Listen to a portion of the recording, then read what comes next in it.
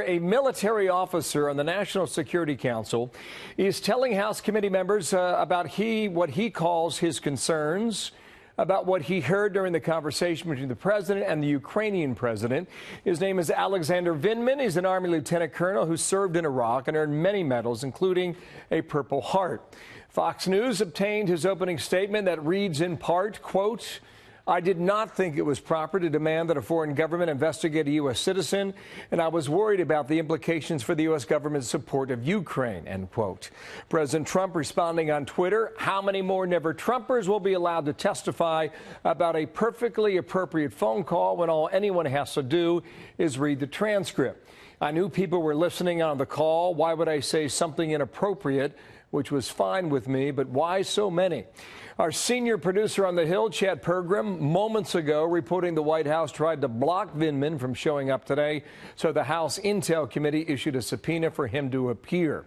With that, we have Team Fox coverage. Chief Congressional Correspondent Mike Emanuel is on the Hill with the latest on this resolution. But first, Chief Intelligence Correspondent Catherine Herridge live on the Hill for today's witness. Nice to see you, Catherine, and good afternoon.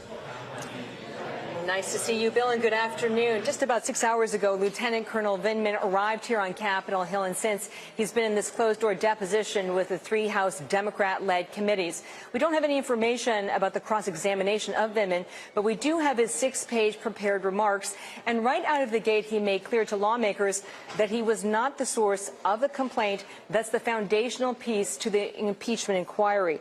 And that states, "I want the committees to know I am not the whistleblower who brought this issue to the CIA and the committee's attention. I do not know who the whistleblower is, and I would not feel comfortable to speculate as to the identity of the whistleblower." On that July 25th phone call, Vindman says he had direct or first-hand knowledge of the conversation because he reports that he was sitting in the National Security Council Situation Room. He goes on to continue, and he states, quote, "I realized that if Ukraine pursued an investigation into the Bidens and Burisma, that's the Ukraine energy firm where Hunter Biden sat on the board, it would likely be interpreted as a partisan play, which would undoubtedly result in Ukraine losing the bipartisan support it has thus far maintained." He also singled out the administration's point man for the European Union, Ambassador Gordon Sondland.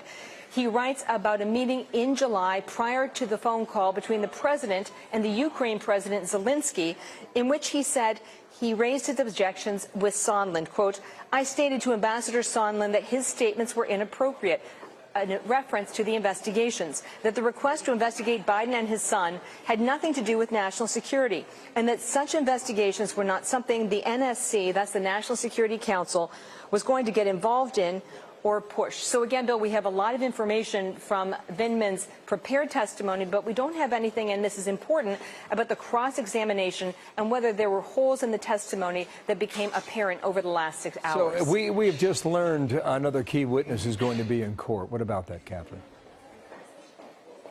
So Charles Kupperman was a deputy to former National Security Advisor John Bolton, and he's a central player in all of these events around July of earlier this year. He went to the courts and said, "I'm really stuck in an impossible position. The White House has directed me not to go to Capitol Hill, citing various issues around presidential communications." But then he said, "I'm also getting a demand, a subpoena from Congress to appear. So I want the courts to decide the matter." And what we learned today is that the federal court here in Washington is in fact fast-tracking that matter, and there will be a status hearing involving lawyers from the White House, the House of Representatives, and also Kupperman on Thursday, Bill. Okay, Catherine, thank you for that. Catherine Herridge, all the breaking news there in the Hill.